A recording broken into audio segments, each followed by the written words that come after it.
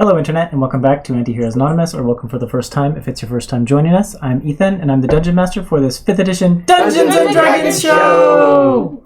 I'll do some announcements and a recap, a pre-cap, but before we get into any of that, we'll go ahead and do a quick round of player introductions. Hi, I'm Aster. You'll find out who I'm playing in a bit. Hi, I'm Gabo. My name's Julia. I'm Kay. I am Zach. I am Melissa. Thank you, everyone. So, as you all heard there, we are doing a little something special here for a couple episodes. We're going to do a quick little mini-series. We're calling it an Interlude. Aster's doing quotes on mini-series because we never know with my planning how long it's going to go, but that's just where we're at. And we've got some guest characters, the returning face in the form of Melissa, and then a new face in the form of Julia. Or voice, yeah, I guess we don't have cameras anymore. Anyway. So we will see what all of these lovely players are going to be doing and who they're playing shortly, but first we'll run through those announcements. We premiere our episodes on YouTube on Mondays at 7 p.m. Pacific time. Throughout the show, we will use a variety of custom items, monsters, species, all that fun stuff, so be aware of that as you're watching. Let's see, we don't have character portraits, so we'll skip over that one. You can check us out on our socials, where our handle is Antiheroes Anonymous, and also in the video description you can find links and information to things we care about, such as trans rights, Black Lives Matter, and Stop Asian Hate resources. Other than that, we just hope you enjoy the show, share with your friends, and come back to watch some more. So with all that said, let's dive right in.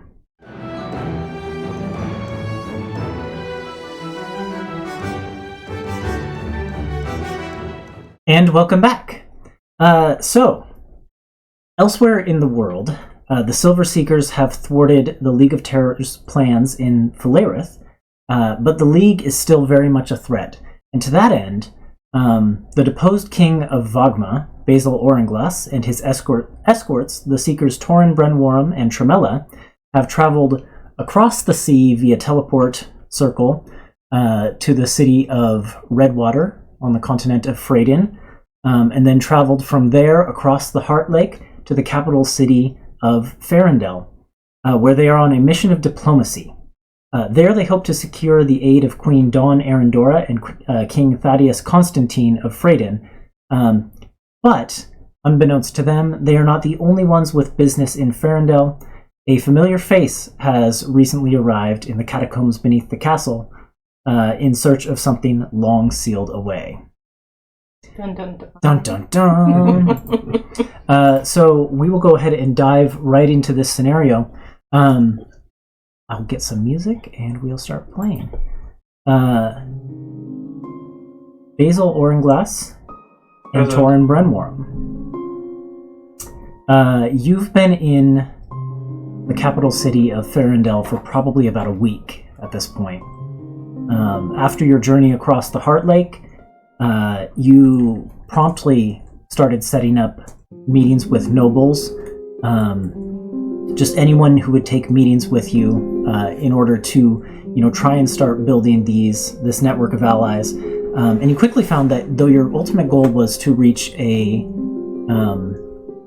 audience with the queen and king themselves, you weren't initially able to do that until you got a meeting with a noble of the house Hammerlock, a relatively young duke named Gavin Hammerlock, kind of a skinny, scrawny man with curly mustaches, a little bit like he seemed annoyed to be having the meeting with you, but promptly, and honestly probably you didn't think the meeting went well, but when the meeting ended, not long after that you were approached by a messenger who told you that you'd been granted an audience with Queen Dawn Erindora herself. And so now Torinn Brenwarum, King Bazel Orenglas, and Tremella stand in the castle of the city of Ferindel. You're kind of in this grand waiting room with beautiful sculpted column, like white columns made of marble, and just like gold and finery all over the place, tapestries on the walls, and kind of the main feature of the room, which is over the doorway that goes into the audience chamber where you're going to be meeting with Queen Dawn Erindora in just a little bit, is this beautiful large painting. I think it's like an oil painting, and it depicts a multi-headed snake creature in the throes of battle with people I think that you would recognize from recent history. There's the king, Thaddeus Constantine, and it is his younger self, kind of like standing toe-to-toe with this snake-like creature, a glowing sword in hand and big shield to defend his allies behind him. Standing up kind of on a rock, there's this like pink-skinned tiefling woman who's just hurling rainbow magic across the tapestry or the painting.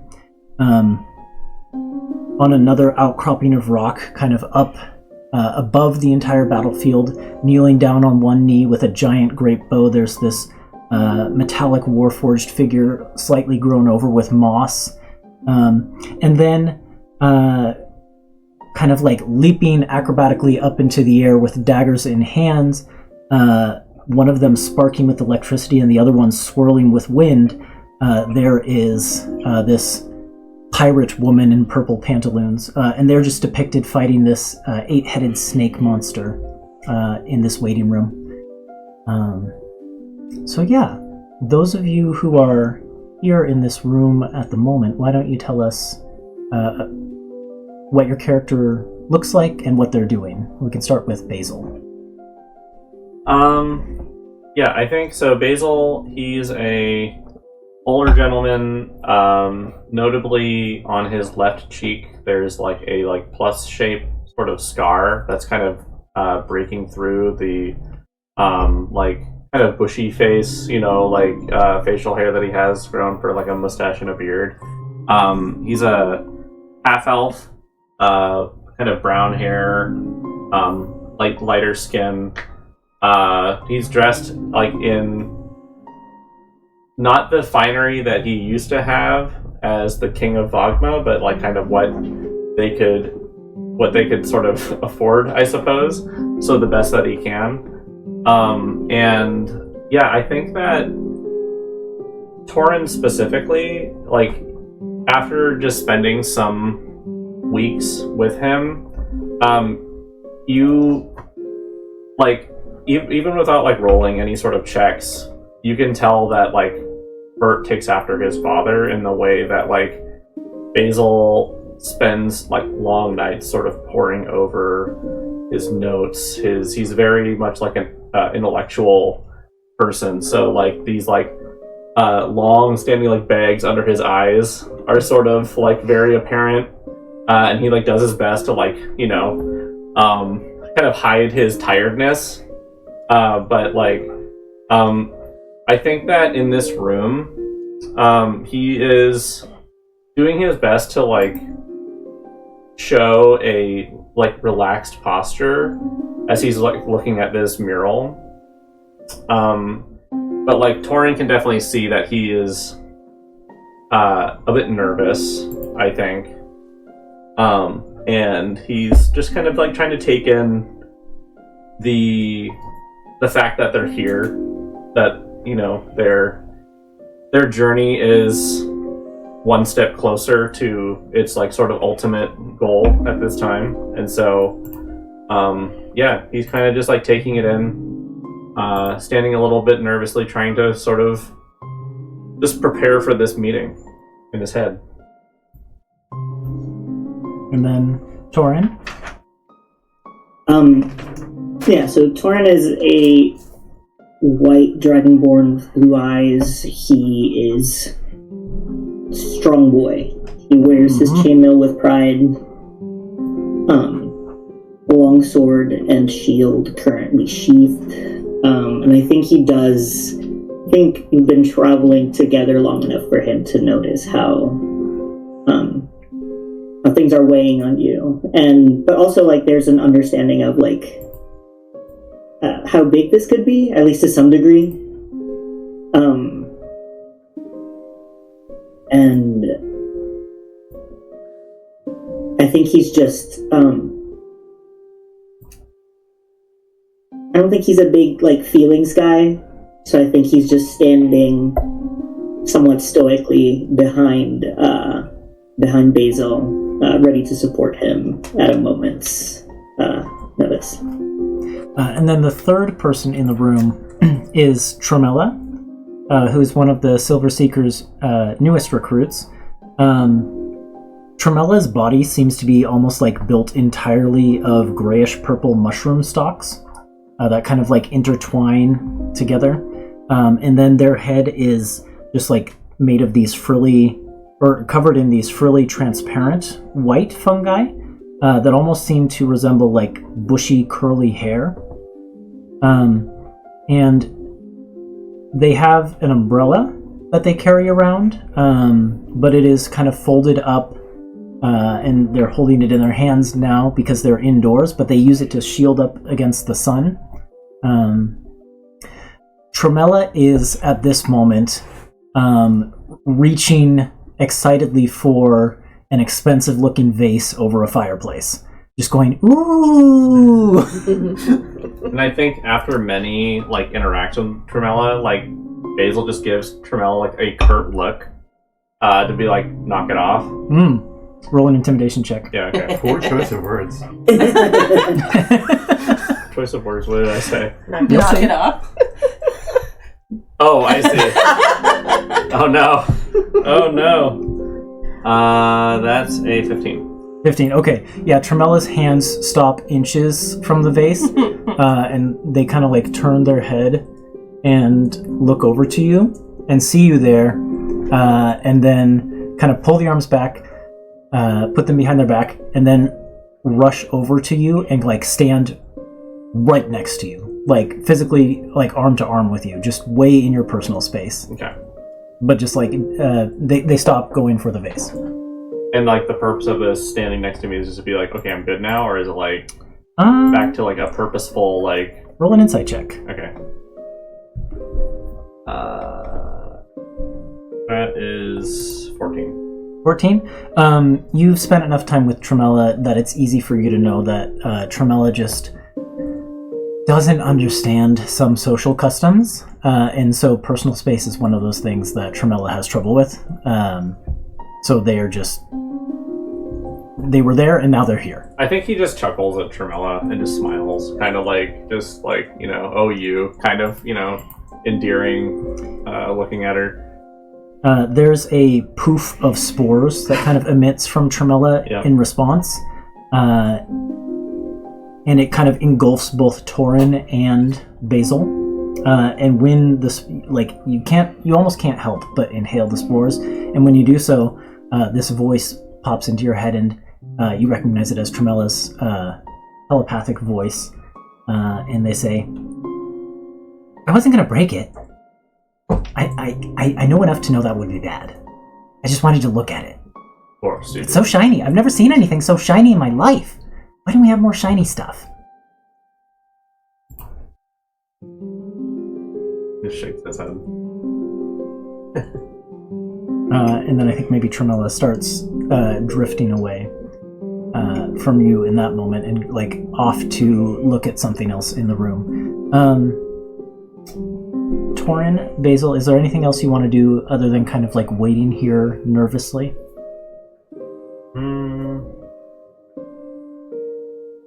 What time is it? What time of day?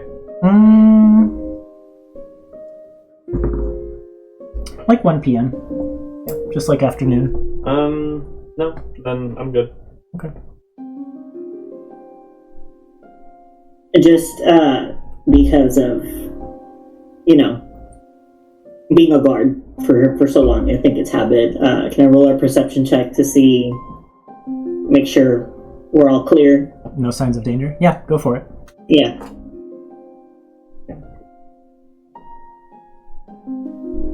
That's not great. Let's see. What do I add?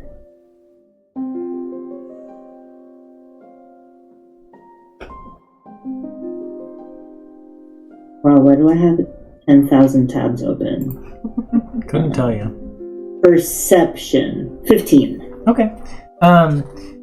Yeah, I think as you were coming into the castle, you were kind of clocking all of the different defenses, and like the first thing that struck your mind as you were coming into this place is how tactically weird it must be to try and consider this as a place of defense, because the city of Ferindel is built, instead of outward, it's built upward. When they need to expand, they add a layer to the city. And the castle is built on these like incredibly massive chain pulleys so that it can be lowered through the center of the city to any layer of the city that it needs to. So you probably came onto the castle's platform in like the third layer of the city. But like the castle could theoretically be moved anywhere. So like that alone presents some interesting defensive possibilities. But then I think as you like go through the hallways of the castle, you start to notice the guards in particular. And the guards here are all very well armed and armored.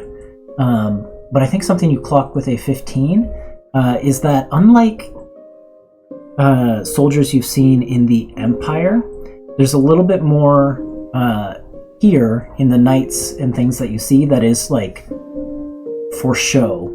Like they almost over polish their armor. These are like their station of knighthood here is like it's like a badge of honor, and so they do a lot to like present that in themselves.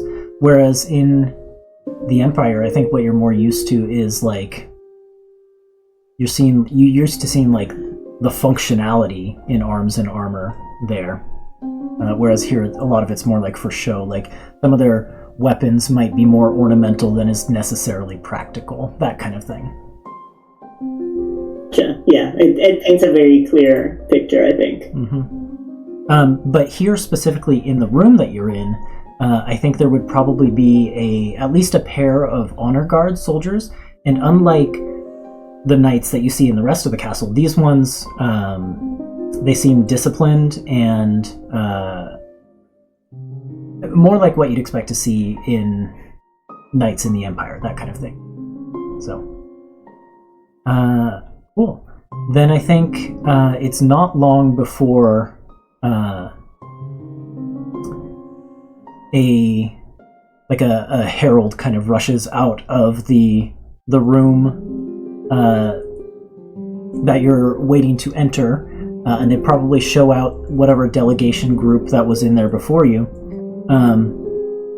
And then come over to you and say, Queen Dawn Erindora will see you now.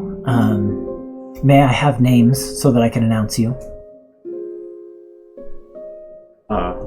Bazel Orenglas. And this is... and I'll introduce the other ones. Brenwarum, Tremella. Very good.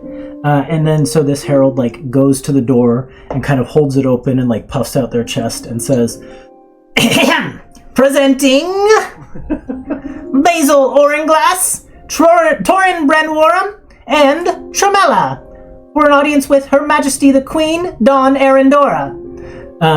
And then kind of like gestures for you to go in, and then closes the door behind and steps out.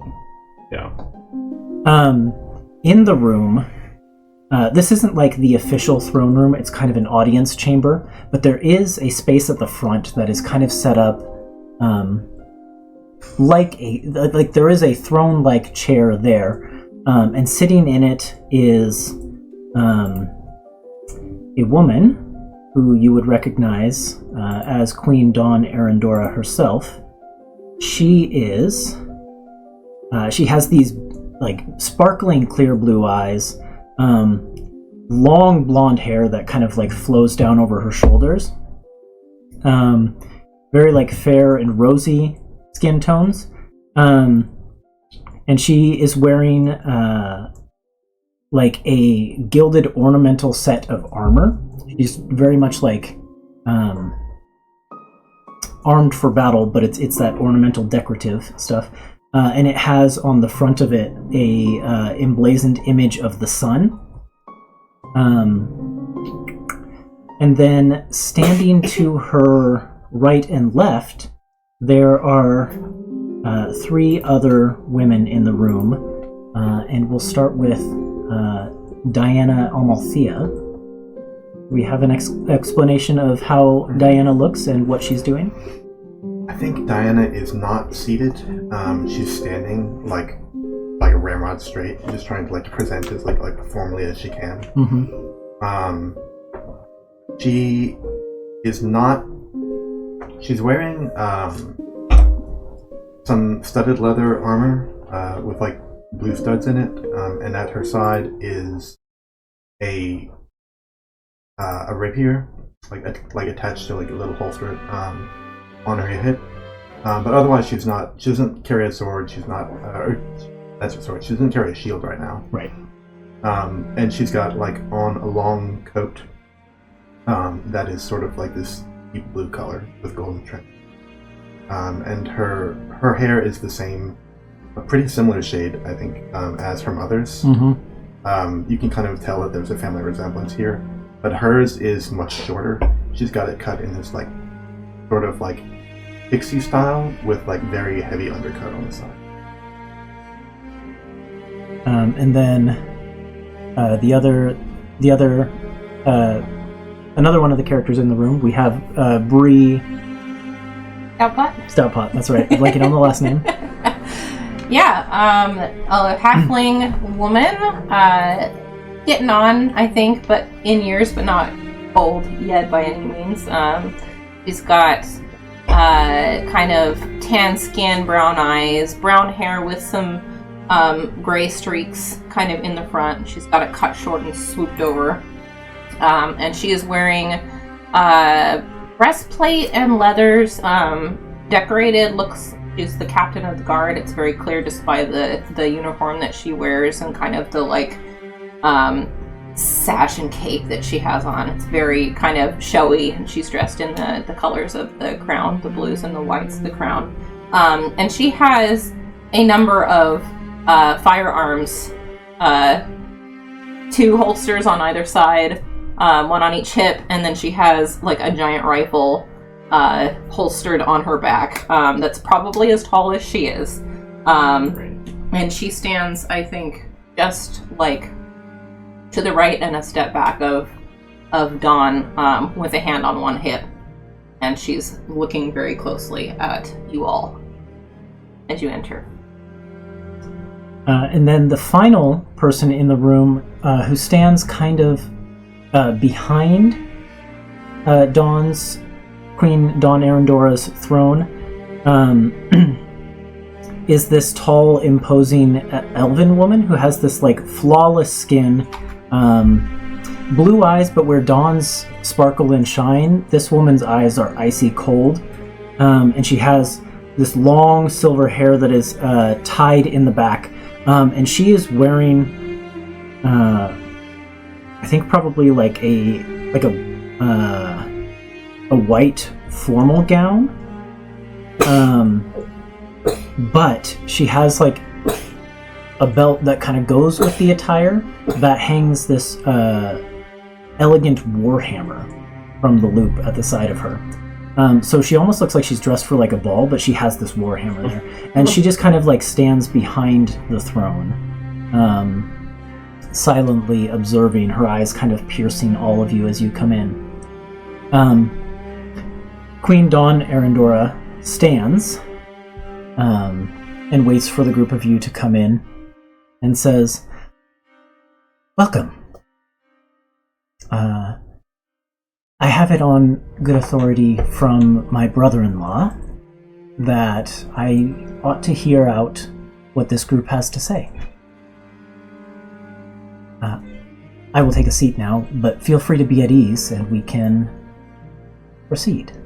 And so, yeah, she sits back down and kind of adjusts her skirts. Thank you for seeing us, Your Majesty. And I think we've already practiced kind of our entrance, because Bazel having these 2 in tow, we probably needed just some formality sort of training because we're going to see, a king and or queen. And so we kind of like step into the room together, deep bow, and then, and then we begin, I guess, discussing. Yep. This cat. A cat wanders into the throne room. Yep. The castle cat. The castle cat. Yep. As you begin, Dawn does say, Charles. Dawn does say, I do apologize that my husband could not be here to meet with the group of you as well. From the way that my brother-in-law Gavin spoke of what you have to say, I think it is likely a matter he will be most interested in. But unfortunately, he spends much of his time traveling between here and Adeus in his role as Grand Arbiter of Freydin. So unfortunately, you will just have to have your audience with me and my daughter, Princess Diana Amalthea, and then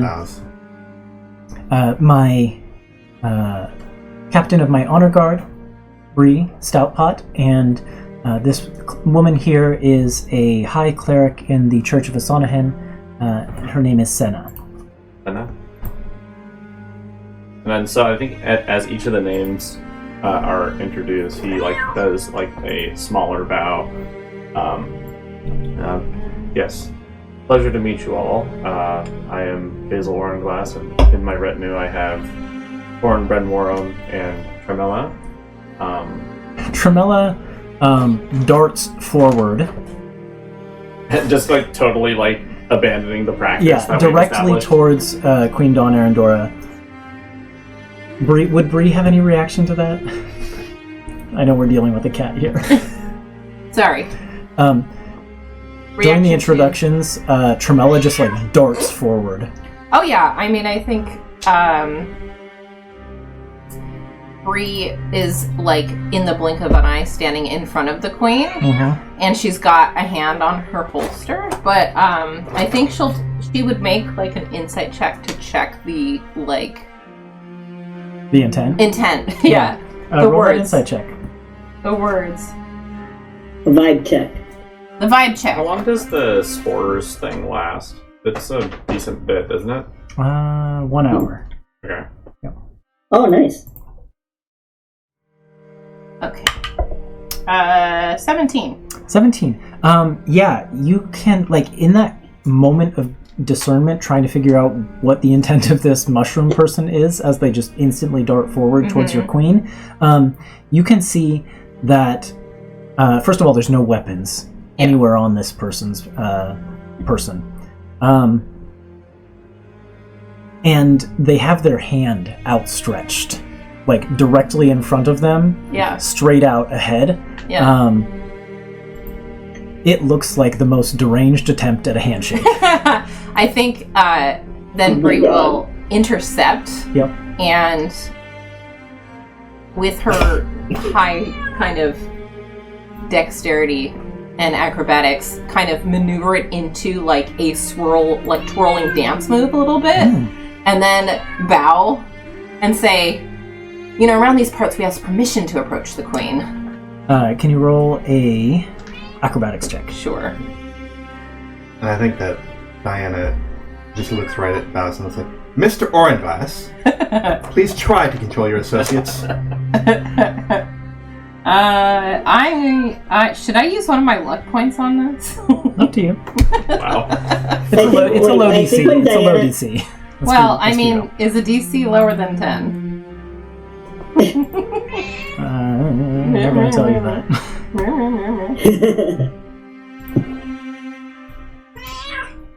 Oh, I could use Tactical Mind on it. How many second wins do I get? 3. Yeah, I'll use a Tactical Mind, but only if I fail. I get to find out if I fail. Yeah, if it's so less than a 10, it would fail. Okay, I'm going to use one of these because I rolled You a 5. feel Tremella almost in that moment where you're trying to spin them, actually somehow managing to slip past you, but you use that Tactical Mind feature to spin it into what you were aiming for. But as you do so, there's that puff of spores off of Tremella's head, and all of you suddenly hear, like, halfway through, a whee appear in your head as Tremella's voice enters the room.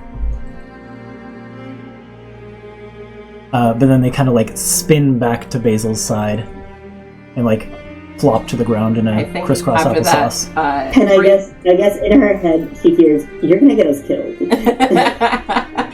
What? No, I'm not. I was doing a handshake. Everyone said that handshakes are how you meet new people. And then I think Basil's voice just kind of resonates. Well, remember our practice. I was supposed to bow in this case. Yeah, Tremella like stands up and like just folds in half in a big bow. Yeah. Bree is going to remain kind of partially in front of Dawn. With just her arms folded. You can like, and it's very clear that you can like see this like sort of mental exchange happening as like Bazel like shoots Tremella a glance and like the bowing occurs. So it's like very obvious that this was an accident and it was all with good intent. Yeah. But anyway, so Bazel just kind of sighs. Well, with that out of the way. Pay it no mind. You would, you might be surprised to learn that I've seen far stranger in my day. I see. So what is Gavin's station? He's a duke. Duke. Okay. Yep.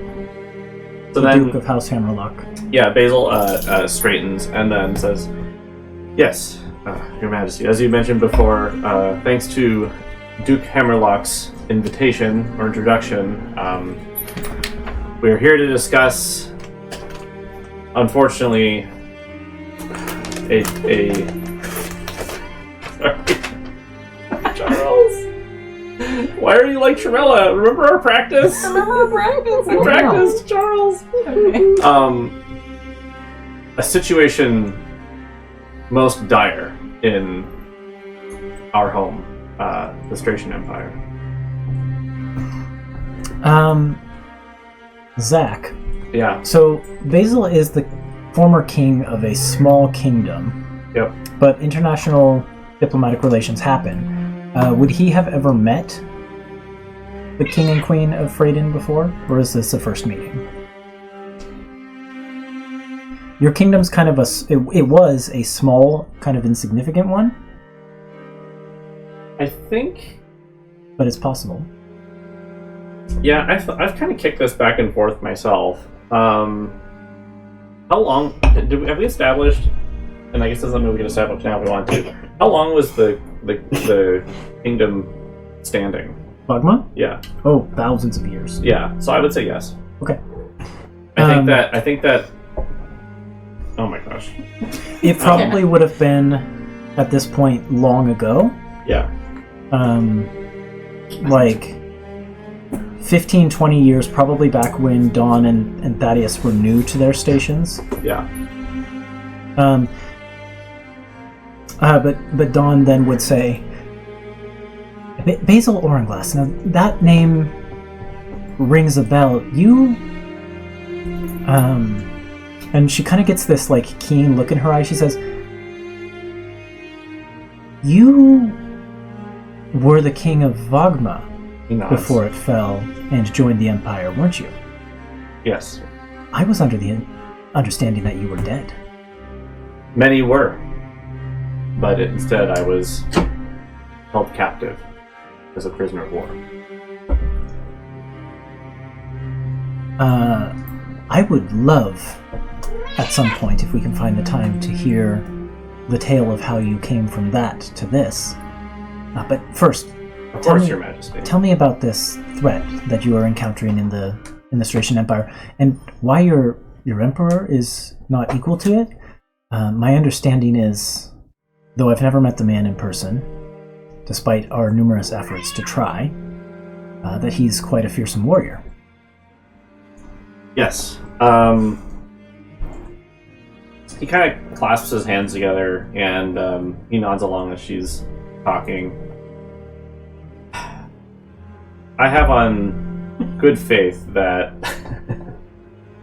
that the Empire may be in what's what I'm looking for? I don't want to say cahoots. League. I don't want to say with League of the League of Terrors. In bed with? I don't want to say in bed with. Well, that's all I You're got. not helping. Involved? Involved, yeah. Maybe involved with an organization that is attempting to bring destruction to much of our world. You're aware of the many nexuses that exist within. She shakes her head and says, "Nexuses? I'm afraid I apologize. My country has attempted to open diplomatic relation with the Empire on numerous occasions, but we have not been met with any success in that regard, and as such, I'm woefully ignorant." Well, allow me to then establish a few things. There are many nexuses within our country, our continent, and they hold intimate relations with the elemental planes. Those powers, as you can imagine, are very grand, and part of the reason my kingdom was able to fend off the advances of the Empire during that war was due to the power of the Nexus that we held. But history has told its story, and they were able to conquer us. Now, I believe that the Empire and or this League of Terrors, and he kind of like looks to see if that rings any familiarity with her. Roll an insight check. Sure. That's good. 17. You can see that she is trying to put up a facade that she knows what you're talking about, but this one also goes over her head. Does any of her retinue sort of have any? With a 17, don't assume. How would Diana react to that? Is stuff about elemental nexuses and things? And like the mention of the League of Terrors. Have you mentioned the League of Terrors? He just did. This is what I yeah.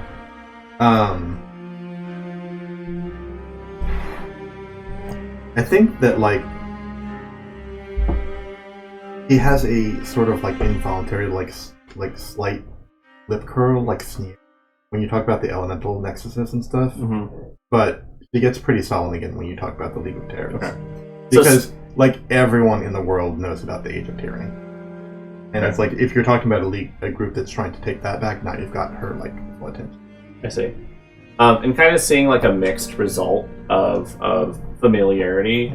And I will say, from Senna, the cleric woman who stands behind the throne, it is just like an impassive, unreadable mask.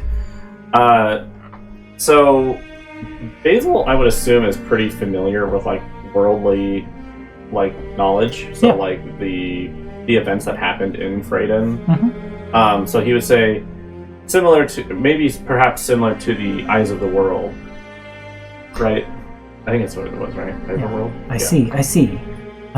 This group, this shadow organization, is also attempting to utilize this primal energy for their own gain, and resulting in the destruction of much of the world that we inhabit.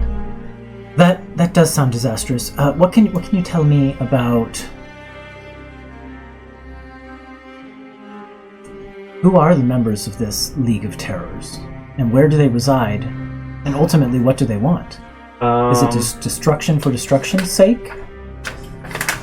So I would assume, like, Bazel knows everything that Vert does at this point. Yeah, mm-hmm. Right? You're filled in. And our Silver Seekers, how many names have we received of their members? Like the Decayed Death. So I mean, he would basically just rattle as many names as he's familiar with, and then Cephalask. What's his name? The General End, I think you might know, or maybe not. I remember if Fert knew about General M before. Probably not, Flare. right? Yeah, Because that probably was not. before that was Yeah. after the time bubble, Yeah, or during the yeah, time yeah. bubble. So we would mention the names that we are familiar with at the time, and then say, and there are more that we're unsure of. And you kind of like explain. I see. You kind of like explain who each of these people are. Yeah, as well. you give like a brief description, maybe maybe say, yes, this one's a mind flayer, and I know we all hate mind flayers. No, I'm just kidding. So, yeah. Kind of go through the council that he knows about, that they know about as a group, and then as you discuss, or as you describe Cephalosk, her face does darken visibly. mhm. And I'm going to roll an insight check on you. Okay. I should have Dawn's stat block open. Do I need to roll anything? Not necessarily. This is her just trying to like gauge how serious you are about this. So I guess if anything, you could roll like a persuasion check. Sure. Would a natural 20 help you? Oh yeah. Okay. I don't even need my stats then. It's a 28. I think Dawn listens to all of this with like rapt attention, and she, at the end of it, she looks like she has this serious look on her face, and she nods, and she looks over to Diana and says, "My daughter, what do you make of all of this?" Like more mages who think that they can control the world. Well, not to put a stop to them, I believe. But must it be us? I was thinking along the same lines. It is... Allow me, if I may, recall the events of the Starless Night, one that may have had terrible repercussions for the entirety of the world. I do believe that if this goes untouched, or without, without aid for our other countries, other kingdoms, we may truly be destroyed. I like holds up hands. I believe you. It's not that I think that you're lying. It's not that I am not taking your claims with the seriousness that they deserve. But I must point out that you are a deposed king asking us to move militarily into a nation we have no diplomatic relations with. Precisely. From a nation-to-nation perspective, this is a difficult proposition for you to bring before us. I understand and believe what you're saying about the severity of this situation, but it is difficult for me to offer the official aid of my country to someone who... and it looks like she's pained saying this, but she tries to find a way to say it delicately. No longer has lands or title to his own.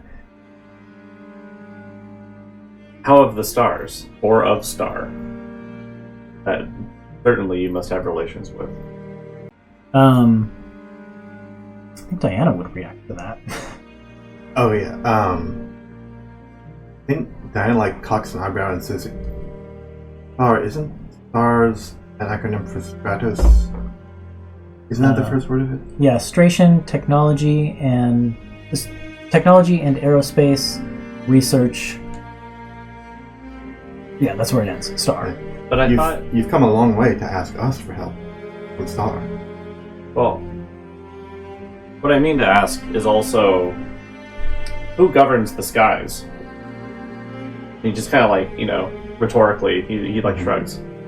We don't have to own a kingdom or a nation. But this league also extends upwards into the space beyond. So what you are asking would be not for us to go to Stratos, but to go to the heavens? Not necessarily the heavens, but we understand that there are other planets amongst our own in this. Do we know that it's called wild space, or what's the terminology proper for the space between planets? You could just say solar system. Yeah, in this solar system, which they are currently making some maneuvers within. Yeah. And then also question, so this is all happening, is this before or after Lythra sort of like, did they like emerging? Because I'm assuming that You know nothing about that at this point. Great. Okay, Yep. perfect. So, You have not heard from the Silver Seekers proper in like a week and a half, probably. yeah, Since because they the probably festival. entered the... Yep. This is the festival. Well, no, because Bazel, like, Vert gave Bazel, like, ascending stuff. Yeah, so I think you probably would have heard from Vert before he went into the time loop. Right. And then since okay, then, so have I think heard nothing. all the way up to that point, he was, like, keeping regular contact. Yeah. Daily contact or whatever. And so that would have probably, just been like a few days ago, and then it's been silent since then. Okay. So yeah, he mentions that they are, inhabiting the space within our solar system. But then he also shrugs and says, however, there are enemies on the ground as well, and I understand your concern. But I do believe that the Emperor is not willing to help his people either. And this is, I believe, a fate larger than our own. What very few people know about me, I think only some of my very closest friends know this fact, but there was a brief time in my life when I was younger, when I was under the thrall of one of these mind flayer creatures that you speak of. I know precisely the threat that they can pose. And I will confess that this very situation is something that I have feared ever since that experience, because Kuor, that was the name of the mind flayer, who me and my friends fought against, in his lair there was a device. And I don't know the specifics of how that device worked. All I know is that it was transmitting a message on repeat over and over again for I don't even know how long, and that message was calling for aid from his kind. It proclaimed that we, here on Alen'dal, are weak, that our time ruling this planet was over, and that we were theirs for the taking. So believe me when I say that I understand the threat that you are saying faces us now. I do. And I do want to respond to it in some way. What form that can take, I'm uncertain. I might need to discuss with my husband and see what opinion he has to offer. There are complications at play in dealing with the Empire, though. My nation is a great nation, but the Stratian Empire has,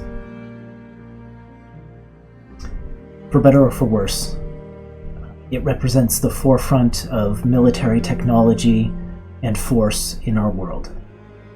We cannot move easily on its lands or in its skies without proper political measures in place. And she just kind of she bites her lip and looks at you and says, "We will do something to help you. This much I can promise you. What form it takes bears further consideration." Yeah, I think he offers another bow as this, thank you for listening. I appreciate that. And at this point, I want to shift over to our last group of characters, who are Mara Stormwind.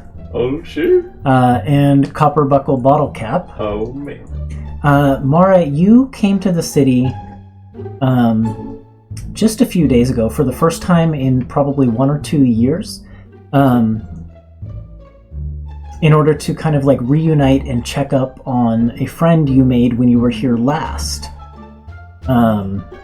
One copper buckle bottle cap. And sort of while you were at it, kind of make overtures to check in with contacts you still have lingering in the Undercity Sisterhood, even though you've largely severed ties with the group. And as part of your arrival in the city and reuniting with Copperbuckle Bottlecap, you kind of discovered a few things through your communications with the Undercity Sisterhood and in talking to Copperbuckle Bottlecap. And those things you discovered have led you back to the palace to speak with Queen Dawn Erindora. How are you and Copperbuckle Bottlecap approaching the palace? Should I describe my character first? Yeah. Describe your characters, and then we'll talk about how you're approaching the palace. Okay. As Ethan loves to say, she's got purple pantaloons. Mm-hmm. But she's a strikingly beautiful woman with raven black hair that now has a huge white and gray streak through it. And she carries a pair of really cool daggers. Mm-hmm. Did you describe her already? Just in the painting. Yeah, in the painting there was painting. one dagger that was kind of wreathed in lightning and one that was shrouded in these gusts of wind. And she carries an energy about her. And I don't know, do you want to describe your character first? Oh, yeah, absolutely. So, Copper Buckle Bottlecap is much smaller than he should be for his age. And you see him donning a kind of ratty jester's hat. Mm-hmm. But the internal ball bearing that makes it jingle has been taken out, so it's a silent jester's hat. He also wears at least 2 sets of overalls. He's fond of pockets. You also see that there are pockets crudely sewn on different parts of his outfit. He also has a pack, and wherever you could attach a small bag, there is a small bag. And do some of these small bags have like flowers and things protruding from them? Anything you can imagine. So All they're the weirdest little, pieces of copper, buckles, bottle caps, flowers, springs, coins, cattails, any sort of thing that is interesting and like a child might see on the ground and go, ooh, those are popping out of those pockets. And stuff. Yeah, and he has like poking out of the jester hat, he's got like a black feathered face and a big black beak, right? Oh yeah, I guess I probably should have said he's a kenku. Yep. So yes, he's a small raven humanoid with his beak is maybe a little chipped and scratched in places. He's a bit of a street urchin. So how would you two be approaching the palace? Okay, so Copperbuckle, I really think that they need to know that something's going on. Are you feeling okay? Not great, but I trust you. Okay, well, let's go on up and see if we can gain entrance. I mean, I go a ways back here, but you never know, Rogue. You never know. Let's go see if we can talk to him. I would feel better if Dawn knew that there's something weird happening. And I think bringing you along, you can help explain it better, right? What you've been experiencing. I'll try. Okay, well. But you go first. Okay, gonk. Okay. Yeah, you approach the palace, and Copperbuckle Bottlecap, this palace is probably a place that you've seen from afar. because sometimes it has come down to levels of the city that you are on. Like I think you mentioned that Copper stays mostly to like kind of his area and doesn't like explore too far. Like the world is still big to him, but sometimes this castle comes down and like gets lowered to his level, and then it will disappear and get raised up and down.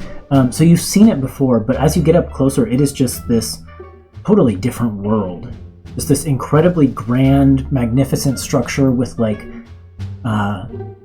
these huge towers that kind of spiral up and have these beautiful conical roofs, and just like fortressed walls with like beautiful crenellations and all of that. It is just a gorgeous and enchanting looking structure. And not only that, it is illuminated with like spotlights and things like that give it this kind of like, especially since a lot of it is like this white marble, just this like radiant glowing character to it as you approach. And Mara, in all of her boldness, literally walks directly up to this platoon of armored guards who are standing watch at the drawbridge of it, and they see you coming,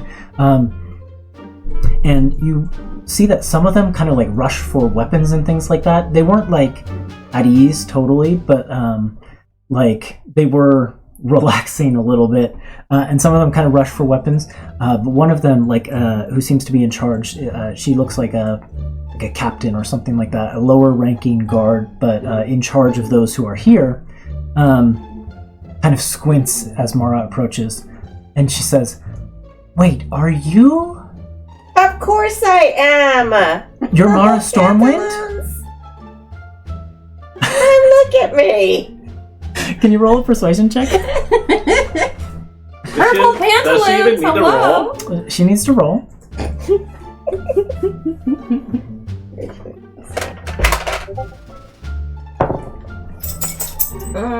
That is a 15. A 15? Yeah, this guard like is gobsmacked, and her mouth just hangs open, and she goes, "Mara Stormwind, I grew up hearing stories of your adventures with the king and the queen. It is just an honor to make your acquaintance. Everyone, bow!" Like they all just like bow to you. Sorry about that, Copper. Copper Buckle, come on, let's go. But you are, of course, free to enter. Yes, and they just like could stay bowed until you have passed. So embarrassing. What you gotta put up with around here these days? Should I have bowed? Do you want to have bowed? Oh, I think that's in character. Oh, no. She's just being just silly for the guards. I think she asks Mara, should I have bowed? Oh. Yeah. Maybe you should, yeah. Yeah, okay. And then he bows. The guards, like, they were just starting to come up out of their bow as you like go back to bow to them, and they bow really low to you. "Oh, welcome to the castle, honored guest of Mara Stormwind." Gives a little wave and trots after Mara. And yeah, it's kind of like that as you go through the castle, wending your way through. You might have to like stop a few like serving folk, or other castle attendants that you see along the way to kind of get directions to the specific audience chamber that Dawn is in at the moment.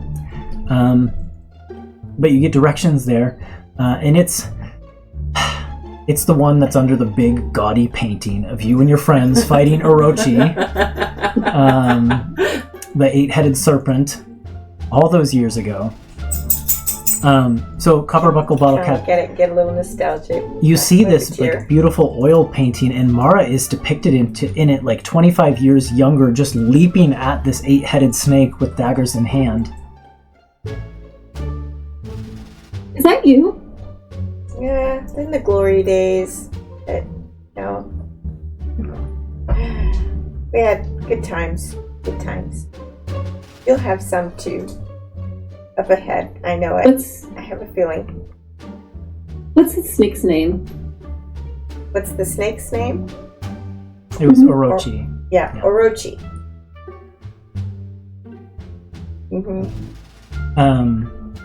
There is, in this room, this like waiting area outside of the audience chamber, kind of sitting in a couch. Underneath that big oil painting, there is a herald who's wearing kind of like a frilly neck collar, who sees you coming and like snaps up off the couch and says, Mara, would you like you come seeking an audience with Her Majesty the Queen? If at all possible. She is speaking with some others at the moment. Is it important? We think so. Excuse me, sir? Yes? And he kind of like looks I down think at you're you. supposed like, to bow to her.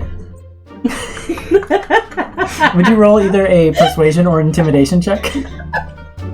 Yeah. This is amazing. Oh man, Mara can so get used to this. I mean, that's why you have him around, right? Okay. Oh my gosh. 18. 18. Yeah, he kind of like, he looks down at you and kind of like takes in your entire appearance. But then he kind of thinks about it and like looks over at Mara, looks back at you, and he goes, you know what? You are absolutely correct, my friend. And he turns to Mara and says, my deepest apology, and gives a big bow. I will announce you now. You're great. Unless you prefer to sneak in. I know you do that sometimes. Do you think there'd be something interesting to hear? He kind of shrugs. What do you think? Upper buckle, you want to sneak in? What happens if you don't sneak in? I might say to wait outside, but we don't know who's in there. We can wait. Let's wait. No, let's sleep. You want to sneak? Yeah. Okay. Can I have a stealth check from both of you then? Okay. Oh, I'm 27. Does she even have to roll? Not for this. Oh. 27. It's gonna be high. It's gonna be something like that. That's a 15, so I got a Oh my gosh. 20? 20. No way. Only What? 20? No. Well, that's what it says, prescribe. Oh, you have proficiency in stealth? Oh, that's right. Mara doesn't have proficiency in stealth. Alright, that's right. How did Copper do? It's so funny. I totally forgot. Well, I rolled a 15, You have the but my computer is, like, frozen. Oh no. Oh, here. Oh. Wow. 26? 26? Okay. Mara, I think you know the palace layout well enough after repeated visits all of these years. And also, like, even when you were just a guest here, you spent a lot of time sneaking it around the halls. I recall an incident where you and Mandus snuck around together. I remember that. And discovered a Warforged army in the basement. Yeah. Yeah, that was here, wasn't Your it? date with Hugh Jackman. Yeah. Oh, that's right! That's right! Wow. Oh my I forgot gosh! Mandus was here. So Now it really got warm in here. needless to say, you know this palace pretty well, and you and Copperbuckle Bottlecap kind of steal into a servant's passageway that you think might have a door that opens up into this audience chamber. That's like a secret door in the wall, and you kind of steal along through the servant's passageway. You turn a corner, and sure enough, there's a door that should lead directly into the audience chamber. How do you want to make your grand entrance? Totally unbeknownst to anyone.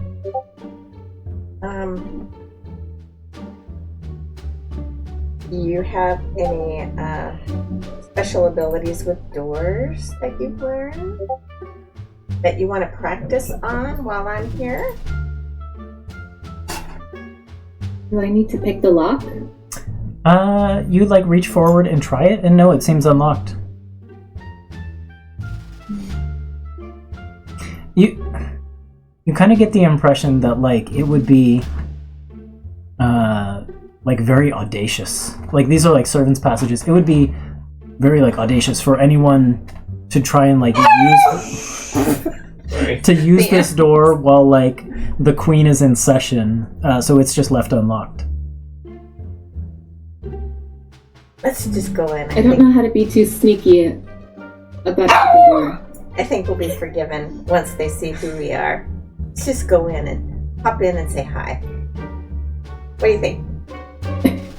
Yeah. Okay. I think Cover just goes ahead and opens the door. Okay. Bree and Diana, there's a creak kind of at the back of the room, and the hidden servant's door panel that you know is there opens up, and standing in it is a Kenku, like this small raven-like humanoid in a jester hat. Just kind of pokes the beak in. Waves. And I don't recognize this. Nope, totally first time seeing this person. I level my gun at her. Yeah. Him. It's Diana them. draws her rapier. And Dawn like stands up from the chair and like turns around with like hand Clutching her pearls. clutching her pearls. Yeah, but she's like wearing all this like heavy plate armor, so it clank clank clanks as she stands. Mara peeks out behind. Surprise! Hey guys! Relax! Side. I should have guessed. I'd like to introduce Copperbuckle, Bottle cap. Bottle Cap. Hi, I'm Copperbuckle Battlecat, And But you can Mara, call me this is why Copper we have a herald. or Cop, or Buckle, or Buck, We gotta keep you Or on your bottle. toes. I think Or bot. Bazel. or Cap, or just Cap, or It's still CPC. going on. I think Basil kind of smirks and like looks towards Diana because Diana was like giving him crap about Tremella, and now like this happened with their associates. And he's like, seems like we all need to have some more order around here. Bree kind of looks over her shoulder and is like, what do you want to do about it? Shall I tell these others to get that heck out of here? As that's happening, Copperbuckle Bottle Cap, a mushroom person darts across the room, hand outstretched towards you. Just like handshake directly towards you. I think he initially ducks, afraid of the hand, realizes it stopped, and then takes it in both, I guess, feathered hands, and just holds it. Yeah, and Tremella doesn't like try to shake it. They just like hold your hand there too, and like smile this mushroomy smile at you. And there's a poof of spores, and then all of a sudden, as you like inhale these spores through your little beak nostrils, this voice appears in your head, and it says, "Hi, I'm Tremella. Nice to meet you. I've been told that this is how you greet people." Oh, I'm supposed to shake. And then they shake the hand up and down. Oh, or wait, and Tremella looks back to Basil. Is this a bow situation? He nods. Again, Tremella takes a step back and bows full in half again. Copper mimics her bow. Yeah. And says out loud, I learned that trick too. And I think asks, what's it called? Message.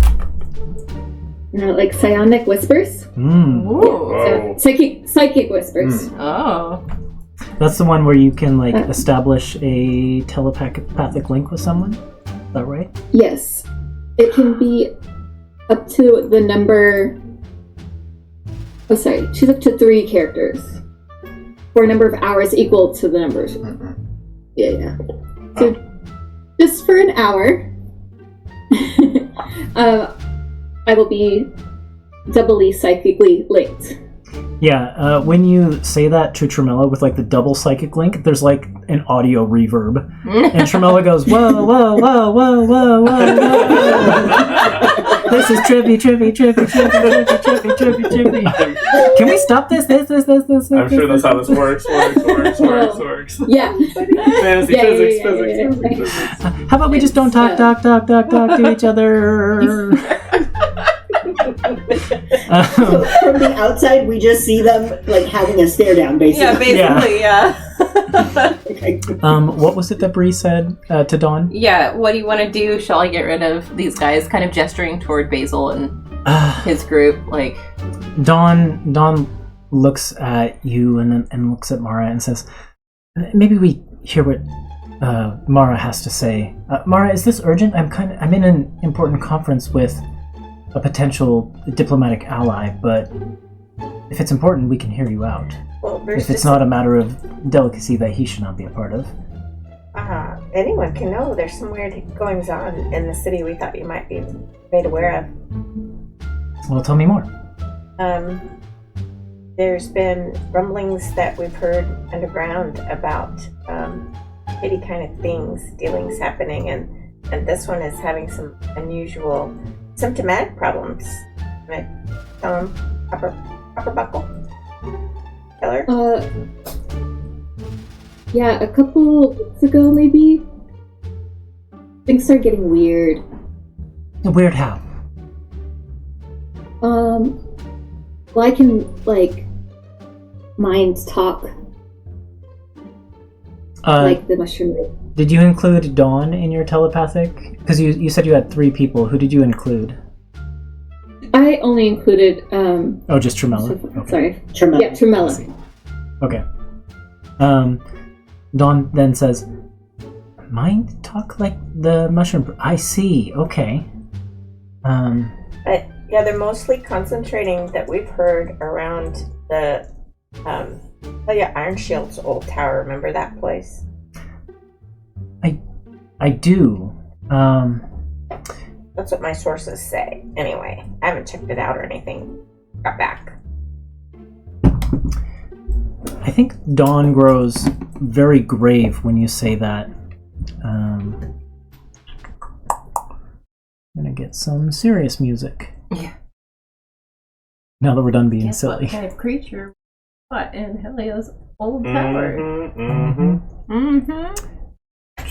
Guess who was in that little snippet at the end of the last season of our main campaign? Okay, this one will do, I'm sure. Your Mischief.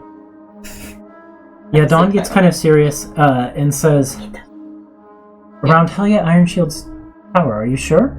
That's what the rumors say. And these rumors are coming from your contacts in the Sisterhood? I have to say it, yeah. Open secret. She looks to Bazel and says, you say that your league is interested in, has designs on more than just the Empire. It's possible we may be looking at evidence of that. I know for a fact that my husband and his friends, when they went to the wizard Helia Ironshield's tower, 30 some years ago now? Mara, if I recall, that was your first meeting with Thaddeus and the rest, wasn't it? If I remember. You know, memory goes first thing. Don't I know it? Well, when they investigated the tower, they found something strange in the basement, and it is something that we have monitored ever since. There was a chromatic barrier of sorts, dividing the underground of the tower off from deeper tunnels beneath that none were able to penetrate. Our greatest arcane talents at the time, yeah. And there have been...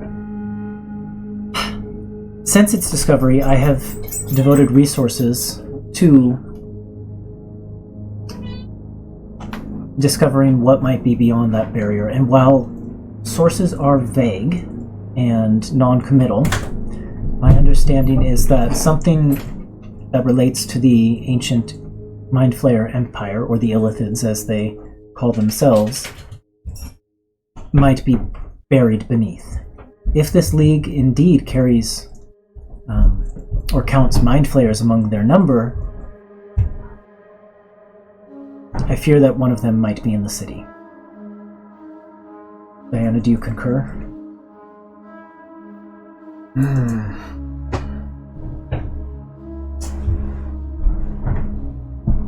Seems likely, based on what we've learned in the last few minutes, certainly, but we need to check it out. I agree.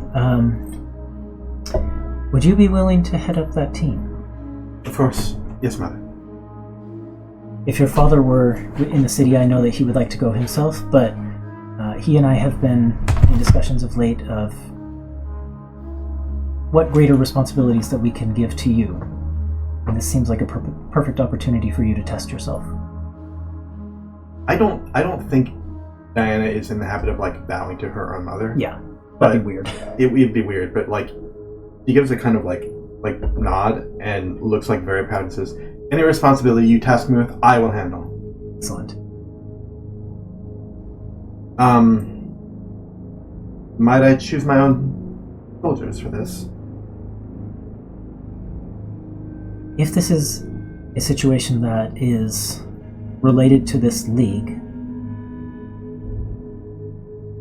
it is certain to be a dangerous one, and perhaps it is one that we would want to handle with delicacy, but with those stipulations, yes? I see what you mean. Best for word not to get out. Exactly. Until we know for sure. Yeah. I think, like, Diana looks around the room at who's gathered here. Well, so, like, starts counting, starting with Bree. 1, 2, 3, 5. 5 ought to do. No, I think she counts 4. Yeah. And, like, leaves Mara out. She leaves Mara out? Yeah. 5 of us ought to do. How does Mara react to that? Mara slaps her on the arm. Oh, okay. Oh, I was envisioning across the Yeah, face. as we in the first half. Sneak attack, 10d6. Yeah, just like a little SWAT on Yeah, the like, okay. hey. Yeah. Oh, would you... I didn't think you did the sort of thing anymore. Well, you thought wrong. You're welcome to come with us, Mara. Always. I would be honored to join if you'll have me. Copper watches this interaction, waits for a beat after they finish talking, and then slaps her arm with his feather. Oh no. Slaps your arm. Assuming that this is how Oh, he joins the party. Diana's arm? got it. Yeah. Tremella is a beat behind and tries for it too. Off of all of you! I think at this point, Bree is just laughing at this. I think Basil's also just smiling and watching. Well, we formed a pact for sure. Yeah, I think Torinn cracked a while ago, and he's just can't. Just all seriousness is gone. Points to Basil. Are your associates ready to go now? He gives like Torinn a once over in Tremella and like just like a check to see like I know that we've been I don't know for himself like he's like I guess sort of mentally a little bit tired, but like I mean how does Torinn and Tremella look? Tremella looks fine. Yeah. Just kind of like same as usual. How does Torinn look? I mean, up to this point, it's been a lot of politicking, and this is like an opportunity to go do something that might get physical. Oh, he's ready. Okay. So I think he like his knuckles. Let's go. I think he just like makes eye contact with mainly Torinn and just kind of like does like a nod, like you know, just like that agreement between the two of them. Yeah. And then he looks back to Diana and says, "We're ready." Admar, are you and Carpe ready?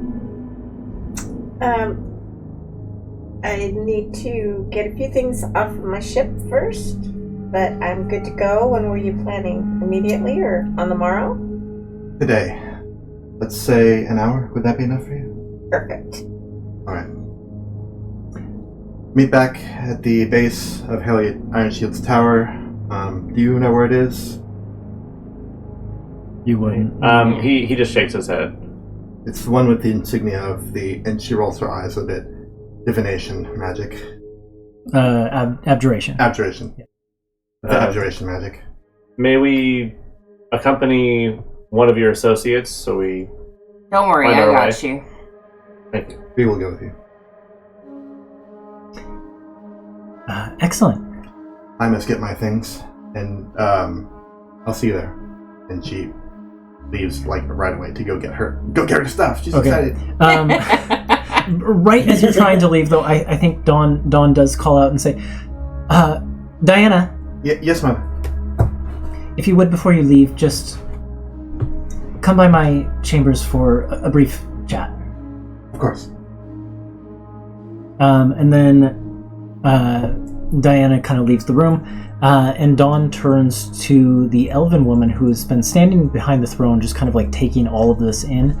And Dawn says, Senna,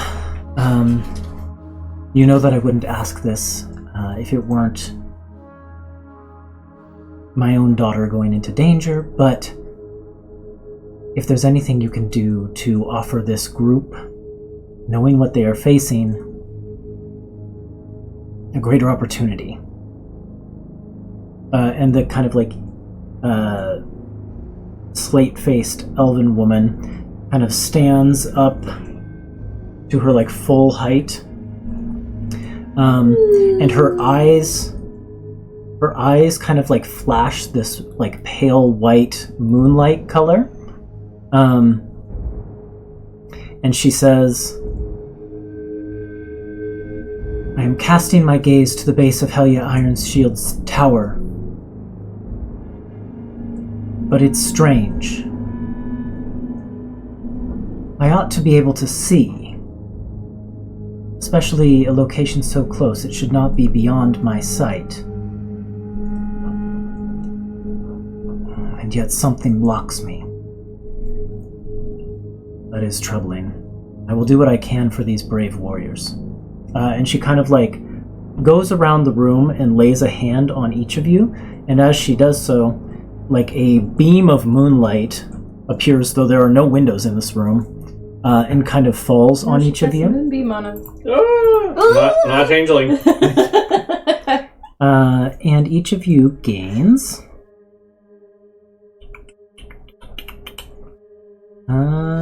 let's see. 15 temporary hit points. Whoa. As she casts That's nice. Power Word Fortify on the group. Yep. Wow. High level cleric spell. And then Dawn also says, thank you, Senna.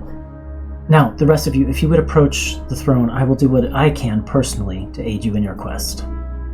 And she like reaches and grabs a holy symbol of the sun. And as you kind of each approach one by one, she like passes a bit of the light from that holy symbol to each one of you, and casts Death Ward on each of you. Ooh. Which means that the next time, if any of you drop to 0 hit points, you will instead drop to 1 hit point. And this effect lasts 8 hours. Rad.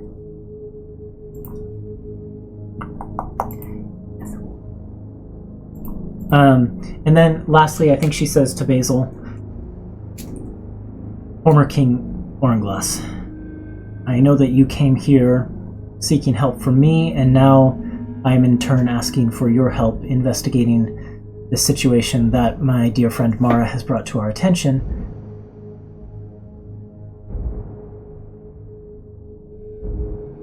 And just know that while you are at it, I will be doing whatever I can to figure out what help I can offer you against this league,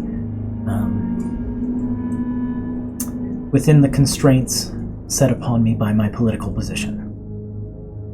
Thank you. I appreciate it. And if this is of the league, then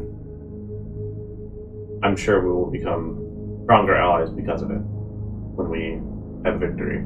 Yeah. She gives you kind of not like a low bow, but like a slight bow of her head, and says, "Yes, I wish that we had opportunity to become faster political allies in the past before what befell your kingdom did. But allow me to just say that I think it is honorable that you are still here doing this. despite what became. I too have things I must protect. He nods and also offers a bow. She gives like a nod of respect. And then, yeah, I think the group of you kind of break up a little bit. Mara, you need to access your ship. You have your ship in your pocket. Mm-hmm. No one needs to know that, though. Where do you want to go to access your ship? Yep.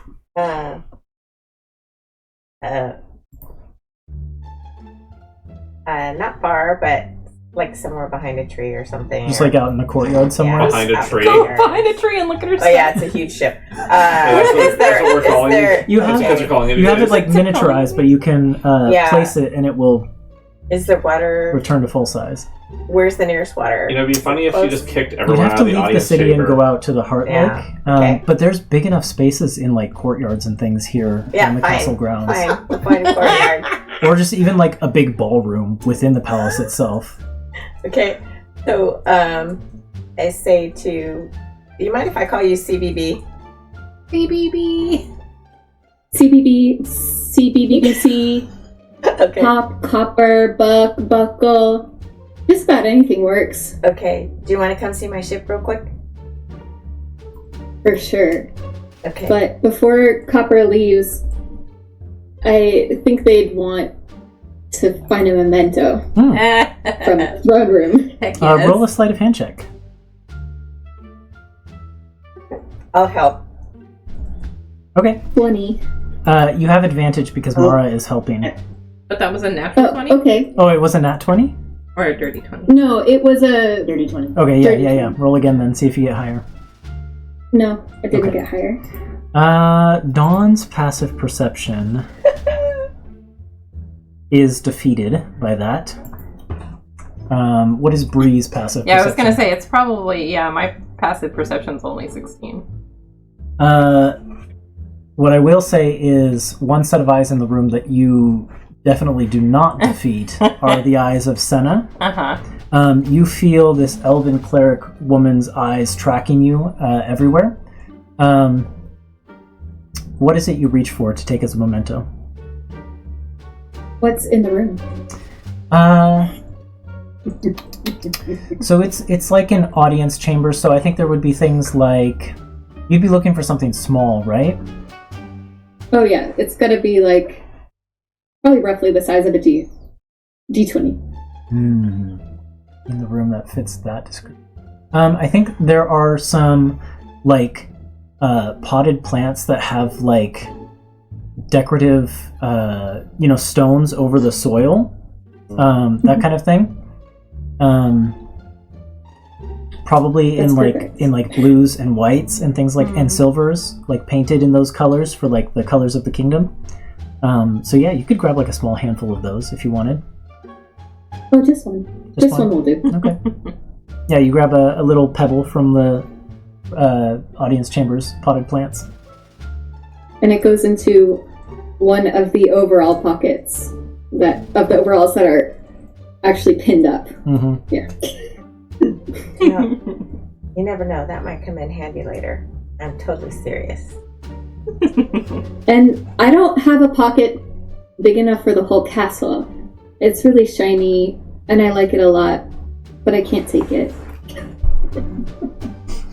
Well, maybe someday. We know a lot of really unique and charismatic and creative people. So, maybe someday. There's hope.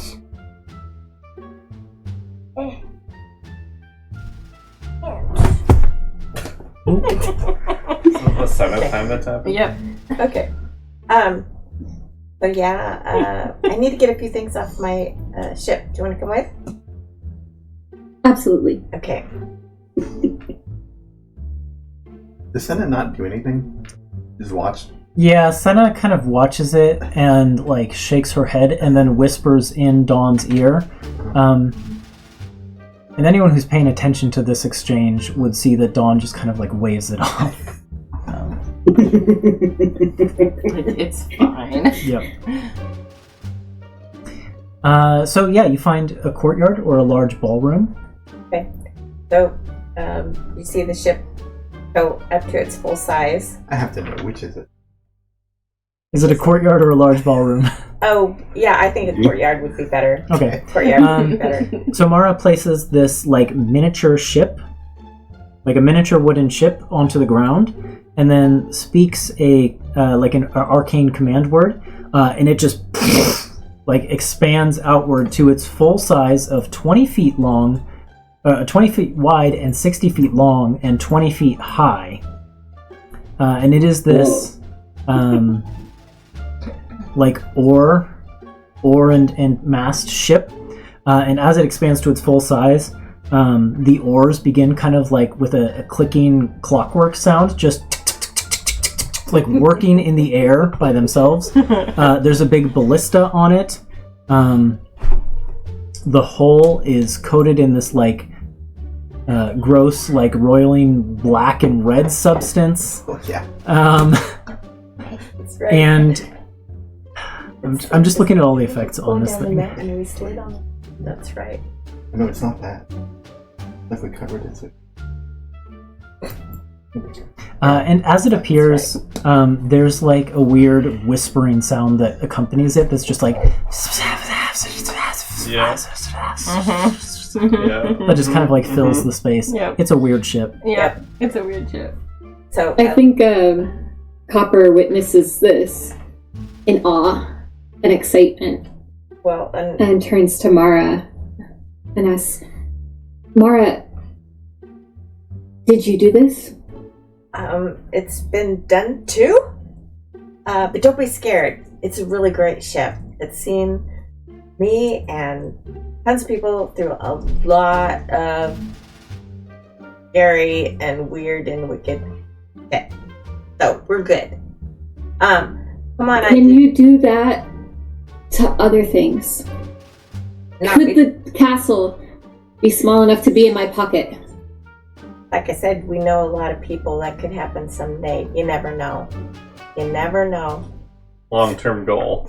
Harmony's over there somewhere going, So, yeah. That was like a picture of the castle. It wasn't my What a intention to prank. overwhelm you.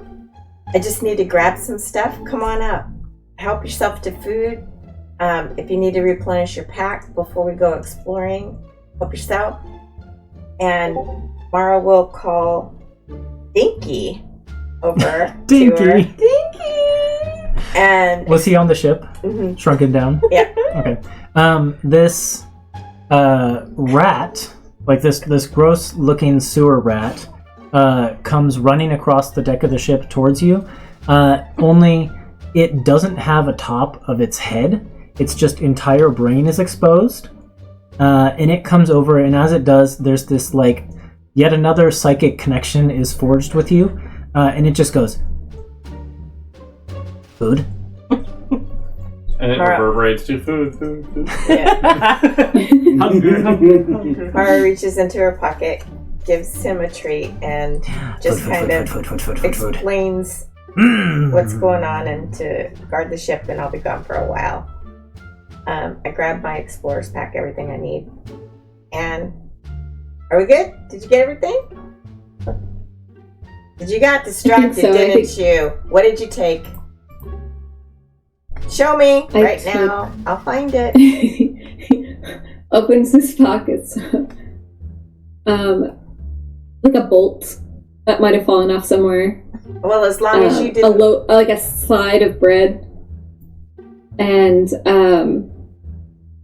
a dust bunny. Okay, as long as you didn't personally unscrew that bolt, we're good. Let's go. Sure, Okay. Sure you got enough food? You can take more. You have a lot of pockets. Yeah. Can I have more? Yep, take what you need. Thanks, Mara. I think he grabs a second slice of bread. Oh boy. Calls it. Wow. Okay, we're done. Say the thing and put it back in my pocket. We're good. And just as like the ship is shrinking back down, you do notice like painted on the side of it is the name of the ship, which is the Drowning Kiss. Yep. Yep. The Drowning That's so Kiss has sailed the rivers of hell and back. So Yep. That it has. That it has. Okay. And then where does were Bazel, Bree, and Torinn going to go do anything to prepare? So I think Bree would, upon being dismissed as everyone goes off to prepare, turn to the newcomers and be like, "Are you set to adventure? Do you need anything? Can I just put you somewhere for an hour? Or do you need to rest? Do you need a bed? Do you need water? Do you need a loo?" I think he just looks to Torinn real quick just to get a check, and then he kind of paraphrases the question. Are you okay, Torinn? Yeah, I think so. Maybe some potions would be good, but I think we're ready to go. I will see what we have in stock. Otherwise, I'm just going to take care of a few things. If the captain of the guard's going to be gone, I need to appoint someone to look out for the queen. Yada yada, boring castle business. So if you're good, why don't I plant you in this waiting room, and I'll be back in 20 minutes. And I think she basically puts them somewhere, has one of the soldiers on watch kind of keep an eye on them. You're like an attendant. Yeah. Exactly. Yeah. Okay. And then she'll go off and she'll see what she can take from the supply room as far as healing potions, rations, or we're going to be in the city, so I doubt it's going to be a big journey. But delving gear. Yeah. Why don't you roll a d6? Okay. That's a 1. Okay. You find 2 healing potions and make a mental note to restock those. Yeah. So 2 just normal healing potions. Yep. Okay. I think Bazel will actually take their hospitality and maybe order a light, snack or something. Yeah. Have the attendants grab them some tea and some little sandwiches or whatever, just so they can eat a little bit because it is around lunchtime. Yeah, that sort of thing is easy to procure. Yeah. And I'd say if Bazel doesn't mind the company, Torinn will gladly join him. Oh yeah, he openly invites you to sit basically right next to him, we're traveling companions. So yeah, there's we left our titles in Amberhearth, and we're traveling together. So You left your title in the penitentiary. Ooh. But anyway, what I was gonna say is Bree will go to the supply room, find a couple of potions, get is there a any other sort of basic gear you want? Dungeoneer's kit? Maybe? Yeah, you could grab a Dungeoneer's kit. Yeah, and then she'll go to her most trusted of the soldiers, and basically give them some coin for a drink, and then be like, You're on queen while I'm gone, and if anything happens, you're going to be in big trouble. Yes, ma'am. Understood. Basically. Does that mean I have to pick up the tab after the shift is over? That's what the gold's for. I see. Understood. Yes. Can do. Hey, I trust you. You got this. I know the mission. You got this. I know how important the work that we do is. You got this. And I know how important it is to relax after that work. Yes. Absolutely. And if Gavin comes around trying to cause more mischief, kick him in the balls. What? Just tell him to get the fuck out. Yeah. Kick him in the balls and tell him to come back later when the king's back, alright? Because, Dawn shouldn't have to put up with that shit. You know? Absolutely. That's how I feel. Queen is above that. Yeah. Absolutely. Just, tell him that she's, indisposed or whatever, and then kick him in the balls and all the other stuff. Send him on his way. Yeah. Great. Glad we're on the same. This is why I trust you. It is all thanks to your training that I am what I am. And the soldier gives you a big salute. And I think she just punches him in the arm. Ow. You got this. Rubs the arm. You got this. I've got the princess. She's coming with me. So you don't have to worry about that. Just keep an eye on Dawn. She'll be fine. Excellent. Mara's in town, so just keep that. I mean, she's coming with us too. Extra set of eyes watching the secret passages. Just check the castle when we leave. Just for missing items. You know, do an inventory. just check. Have someone check them. 2 potions. You don't have to do. No, I mean, Bree wouldn't lie about that. Bree wouldn't lie about that. I took 2 potions, but otherwise, if there's anything missing, just make note of it. We'll let the queen. I'm sure that the queen will be fine. But bill it to the captain of purple pantaloons. yeah, absolutely. Yeah, good. You know it. This is why I trust you. You got this. I think Mara has like a running tab at the castle. She does. Yeah. Absolutely. Absolutely. Yeah, great. All right. Well, we're leaving in about half an hour. I'm gonna go take care of the guests, and then we'll be out of here. So, good luck. Very good. Leave it to us, ma'am. Stop calling me that. Stop calling me that. Yes. Captain, stop. Thank you. Yep. Yes. That's cool. Bye. She leaves. Yeah. Oh, I took some dungeoneering kits too. Don't worry, that was me. I wrote it down. Understood. We'll procure and restock. There's probably an inventory checkout list or something proper in the room that she actually did the proper thing and wrote it down. So, then she'll swing back by the waiting room where she left you guys and be like, "All right, you ready to go?" They're finishing their tea and. Oh, I'm so glad you've been comfortable. Looks like you've been taking advantage. Oh, that looks good. She takes a leg at He's already bringing the plate up to you. She just takes something off the plate. All right, let's go. Okay. She's eating it as they're walking. Yeah, he shrugs and just sets things down kind of very neatly and stuff, and then nods and it's up to go. All right, and then she'll just basically take them to the tower. Okay. You meet Diana there. Diana, you go back and have a conversation with your mother? Diana first goes to collect her things. Straps her crossbow to her back, gets her shield on, puts the whip at her other hip, checks everything, makes sure everything's fine, tightens her coat again, then power walks down to the throne room, or the audience chamber, I guess, where the queen is. And Dawn is still in there kind of having a whispered conversation with Senna. They're the only two in the room. But as you come in, Dawn kind of stands up and walks across the room to you and says, I think it gives you a hug, which is kind of hampered by the fact that you're both in armor at this point. But she pulls you in as close as she can and says,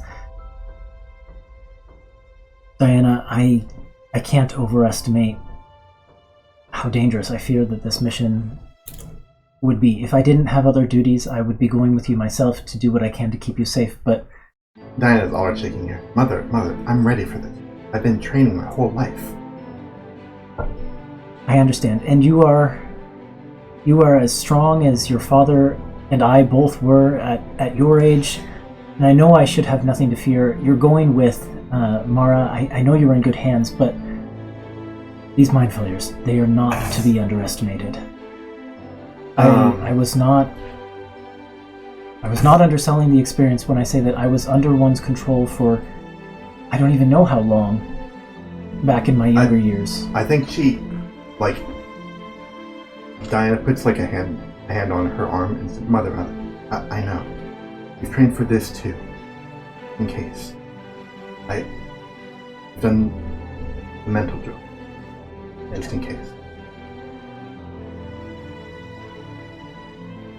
I really hope this isn't what we fear it is. So do I. But I know that if you're leading the team down to deal with it, and if you have Mara along to assist you and hopefully not cause you too much trouble, you'll be okay. So come back to me safely. Of course. Anything you ask about, I'll do.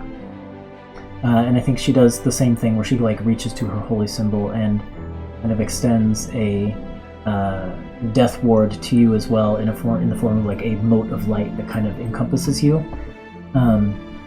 And then, what is your relationship to Senna? Are you She's a cleric. Yep. And so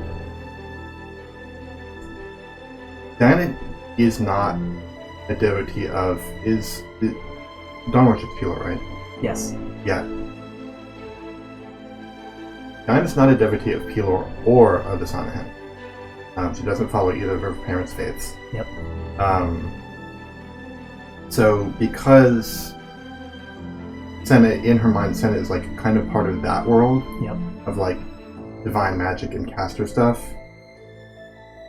I think that they're like sort of, they keep their distance from each other. I'm just not close with Senna, and like acknowledges her presence and is like cordial to her. Yeah. They're not friends. Okay. Then I think Senna doesn't make the move. Like after Dawn bestows a death ward to you as well, Senna does not make the move to convey that like moonlight blessing that the rest of the crew got to you as well. So you don't have those spare 15 temp hit points, but you do have the death ward. Okay. And Dawn just says, "All right, I'm so proud of you.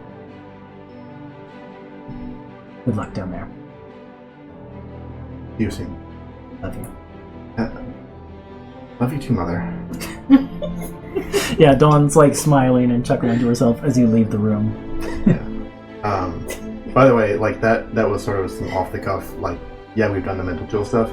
You actually, as part of the feat that I took, I do have a thing called Guarded Mind. Mm-hmm. If I fail in intelligence, wisdom, or presence saving throw, I can process something to succeed instead. Once per long rest. I did see that. Okay. Okay, with that, I think the group of you kind of reconvene down in the Undercity of Freydin, which I get some... Can I actually add something real quick? Yeah. While Torinn and Bazel were in the waiting room, he did want to have like a, not really, I wouldn't even call it like a conversation, just like a reconfirmation of their objective. And one of the things is basically to tell Torinn, like, as well as protecting me, your duty now extends to the princess. We have to succeed here if we want to establish allies in this nation. And you must protect her Absolutely. as well, equally. Understood. Yeah, and then so they kind You of just can count like, on me. yeah, kind of confer with like, what their objectives are, how they want to proceed, and kind of just like have that like quick discussion for priorities and stuff before they're fetched by Torinn. And I think as part of that conversation, Tremella also just says, "This is good though, right? We're doing the thing. We made friends. We are well on our way to do that. Yes. Right. We're not yet, but if this goes well, this could be very good." Yes. For my part, I'm just thrilled to be here. This is incredible. Thank you for bringing me along, and I will do my darndest And then to protect the princess. yeah, thank you. I will not let her out of my sight. And while we have this time, why don't we re-practice our hand signals? And then while they spend like the rest of their time like eating sandwiches and nourishing, he's gonna like go through like some hand signal like drills, be like stop, like attack, go, I just don't understand why we need hand signals when we can talk telepathically all the time with my spores. Torinn will also demonstrate a proper handshake, Yeah. and like he will run like drills. Oh, you're supposed to bend at the elbow. It's not straight out. Exactly. And the bow, like Elbows up are to weird. here, is good. You don't need to fully watch me, and he'll go through all these things with her. So Taking it basically, way too seriously. what I'm trying to do is establish any way to like keep Tremella in check. So if we run into any like circumstances, I Sure. can like have a quick action to be like, I do this to keep her from doing that. Roll like a charisma check right now. Charisma check. And we'll see how much of this gets Okay. through to Tremella. Okay, is it gonna I be? just figured that one of these will stick. Either the signaling to Tremella, or like Okay. she'll remember. So something. It's bold of you to assume that one of these will stick. So just straight charisma. Yeah, just straight charisma. 16. Okay, that's really good for straight charisma. I have +5, so yeah. I think whatever basic hand signals you want to drill into Tremella's head, they understand. Whether they can follow them in like the excitement of the moment remains to be seen. But like they understand and practice the hand signals with you. Yeah, I think it's like he like reminds her like kind of gently that like we're going to a place where we need to like listen first and act afterwards. So he's like trying to like really instill that like please look to us, Torinn himself, first before you dash and try and give a handshake to a random person, right? So it's just like kind of all those things establishing, like, just like, wait for us to give you a signal, whether it's mentally or by hand, and then you can do the thing. There are so many rules. We didn't care about any of this in the Myconid colony, but I understand. Yeah, okay. I'll get it. I'll get there. Torrin's just gonna make a mental note to teach Tremella meditation and mindfulness eventually. Excellent. We'll get there. Does Torinn know how to do that? Torinn knows some basic meditations from time right. training as a soldier. I think that's something that they would learn. Yeah. Basic meditations. Just the discipline of, like, you know, staying still, being okay with the quiet. Anyways, so yeah, we spend our time kind of eating a light lunch and then kind of like discussing those things amongst ourselves. Cool. Yeah. Then you find your ways separately down to the Undercity, which is the lower than the lowest, like, built over land layer of the city. It is one that was built into the ground. But it is interesting in that, like, there are regular streets and, like, buildings and structures and things down here. They're just all very run down and, like, darkly lit. Like, where the rest of this city is almost a beacon to modern innovation, like electric lights around every corner, automobiles everywhere. You kind of have to take taxis to get through a lot of the city. This lowest level of the city is run down, ramshackle, kind of like a relic of the farthest reaches of this city's past. And as you kind of, like, walk through the streets of it, you do see like shadowy groups of figures disbanding and, like, going their separate ways as you approach, and kind of, like, dipping back into the shadows to get away from the group of you. But separately, you kind of come together at the base of what is a tower that extends up through the first 4 layers of the city. The city now has 5, but the tower itself rises from here at the very base of the city all the way up to the 4th layer of the city. And you come here to the base, and there is, like Diana said, there's, like, a sigil of the abjuration or, like, warding school of magic here over the door. But this tower is, like, decrepit and, like, boarded up.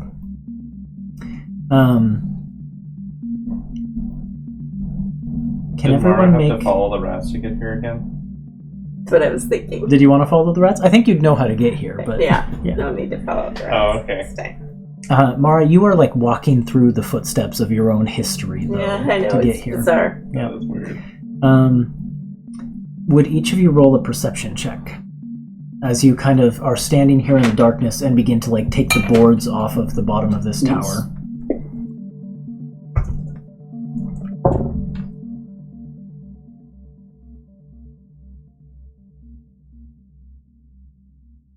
How did Basil do? We'll start there. 12? 21. 19. I didn't make it. Am I there? 11. Oh, anyone could make it. Oh, I didn't realize I was there with the rest. Yeah, I think this is all of you coming Gotcha, together gotcha. at the base of the Okay. tower. Yeah. Perception. 21. 21, okay. 16. Oh, I rolled really poorly. Any of you who rolled above a 7, which I think was everyone. Yeah. A 7. Yeah, as you're starting to, like, pry the boards off of this tower and like start your delve down into it, you hear kind of like a rustling sound on nearby rooftops of these, like, decrepit, run-down buildings. And you look up, and you can just see, kind of glowing in the darkness, reflecting what meager light there is from, I think, like, Diana has a light-up sword. And Oh yeah, can I talk about my sword real quick? yeah, go for it. Diana has this rapier, but it's, like, got some kind of mechanical aspect to it. And there's, like, a switch she can flick, and when she does, this, like, current sparks along the entire length of the blade, and it like turns it into like glowing material that radiates. Cool. So that's kind of like projecting light around your immediate area. And as you look up into the rooftops around you, you see these like glowing yellow eyes reflecting the light, and you hear a and then that rustling sound is followed by like a traitor, traitor, traitor. As you hear these like croaking bird sounds, and you look up and you are surrounded on all sides by a flock of Kenku. And we will pick up there next session. Oh no! Oh shit! What have you done? Thank you all for playing. We'll be back with more of this Monday, 7 p.m. Pacific time. Hope to see you then. Bye! Bye! Bye.